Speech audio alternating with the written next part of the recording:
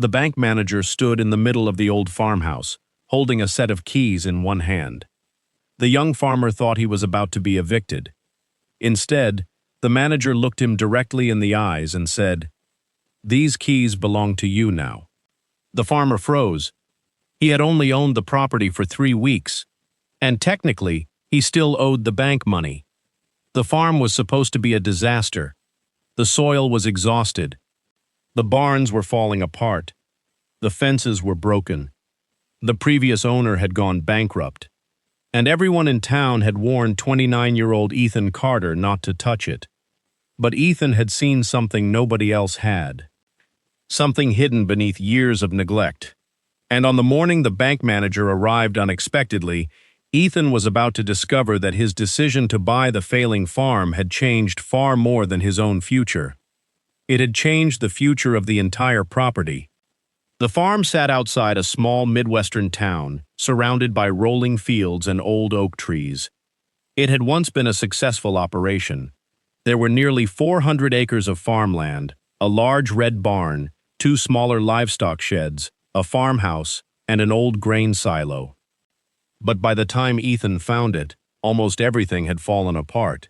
The previous owner had borrowed heavily against the property. Then came several bad harvests. Then rising equipment costs. Then another failed season. Eventually, the bank took control of the property. For nearly 2 years, it sat abandoned. Weeds grew through the fence lines. The farmhouse roof leaked. The barn doors barely opened, and parts of the irrigation system had completely collapsed. Most farmers who inspected it walked away. One man reportedly told the bank, "You'd have to pay me to take that place." But Ethan wasn't looking at the broken buildings. He was looking at the land. He took soil samples. He studied old rainfall records. He examined satellite images. And then he noticed something strange. One section of the farm was producing naturally thick, green grass, despite receiving exactly the same rainfall as the surrounding fields. Ethan became curious. He wanted to know why. Ethan had never inherited a farm. He didn't come from a wealthy farming family. He worked as a farm equipment mechanic and spent years saving money. His entire life savings wasn't enough to purchase the property outright, so he approached the bank. The manager, Richard Hayes, wasn't impressed. Richard had personally handled the foreclosure. He knew every problem with the farm. He knew how much money the previous owner had lost, and he knew how many buyers had walked away. When Ethan sat across from him, Richard asked, "Why this farm?" Ethan answered simply, "Because I don't think it's dead." Richard leaned back. "You've seen the repair estimates?" "Yes." "You've seen the debt history?" "Yes." "You know the irrigation system needs thousands of dollars?" "Yes." "And you're still interested?" Ethan nodded. Richard stared at him for several seconds. Then he slid a folder across the desk. The asking price had been reduced again. The property was being sold at a fraction of what it had once been worth. Ethan knew it was risky, but he signed. And that's when the town started talking. Ethan moved into the farmhouse with almost nothing. There wasn't even reliable heating. His first week was spent repairing the roof. The second week was spent clearing weeds. The third week was spent repairing fences. He couldn't afford new equipment, so he bought used machinery and repaired it himself.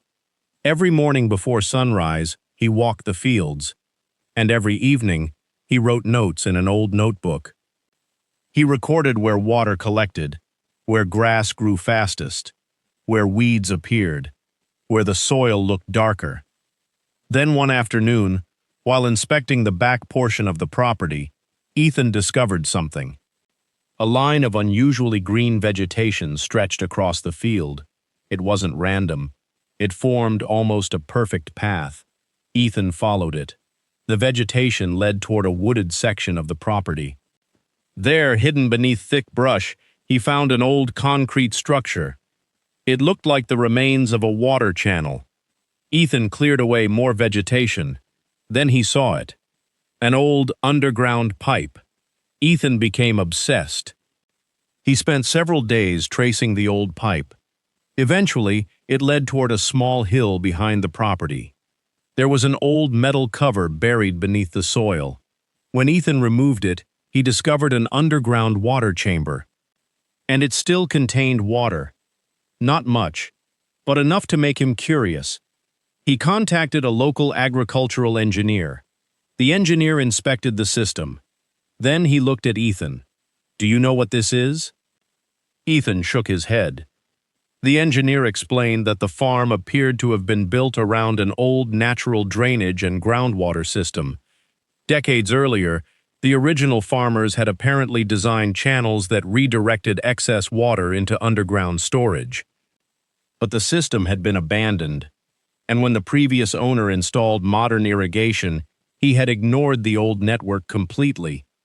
That meant something important. The farm wasn't suffering from a complete lack of water. It had a water management problem. Ethan suddenly understood why that one section of the property remained unusually green. The old system was still working, just barely. Ethan couldn't afford to restore the entire farm. So he chose 40 acres. He repaired the old drainage channels. He cleaned the underground pipes. He planted cover crops. And instead of trying to force the land to produce immediately, he decided to rebuild the soil. For months, nothing spectacular happened. Neighbors drove past and saw Ethan working. Some laughed. One farmer told him, "You're putting money into a graveyard." Ethan didn't argue. He simply kept working. Then the first major test came. Heavy rain hit the area. Several neighboring fields flooded.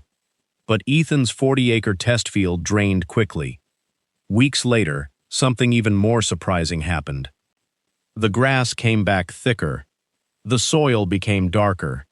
And when Ethan planted his first crop, the seedlings emerged stronger than expected. He sent soil samples to a laboratory. The results showed significant improvement. Ethan had proof. The land wasn't finished. It had simply been neglected. 3 weeks later, Ethan was repairing a fence when he saw a black SUV coming down the farm road. He recognized it immediately. Richard Hayes, the bank manager. Ethan wiped his hands and walked toward him. Richard stepped out. He wasn't smiling. He looked toward the fields, then toward the barn, then back at Ethan. "How much have you spent?"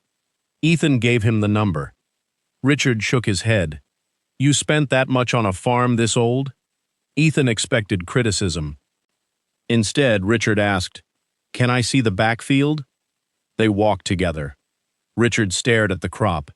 Then he noticed the green strip running across the property. His expression changed. "Where did you find that?" Ethan explained everything. Richard became unusually quiet. Finally, he said, "I knew something was here." Ethan stopped walking. "What do you mean?" Richard didn't answer immediately. Richard returned to his vehicle. He opened a folder. Inside was an old property survey. The document was decades old. It showed the original farm layout. And across the back of the property was a network of underground water channels. Ethan stared at it. Why wasn't this in the property records? Richard shook his head. It was. Ethan looked confused. Richard explained that the information had been buried inside old agricultural records. When the property changed hands several times, modern improvements replaced the original system. Most people stopped paying attention to the old maps. But Richard remembered seeing the documents when the bank first took possession. He had always wondered whether the system still worked. Then he looked at Ethan. "You're the first person who actually tried to find it." Ethan didn't know what to say, but Richard wasn't finished. Richard reached into the folder and pulled out another document. He placed it in Ethan's hands. It was a revised financing agreement. Ethan read it once. Then again, the bank was offering him a significant extension on his loan, reduced payments, a longer repayment period, and additional financing for restoring the farm's water management infrastructure. Ethan looked up. Why would the bank do this? Richard answered. Because we thought this farm was a liability. He looked across the fields. Now we're beginning to think it's an asset. But there was another surprise. The bank was also willing to fund improvements to the old water system. Ethan couldn't believe it. He had expected the bank to pressure him for repayment.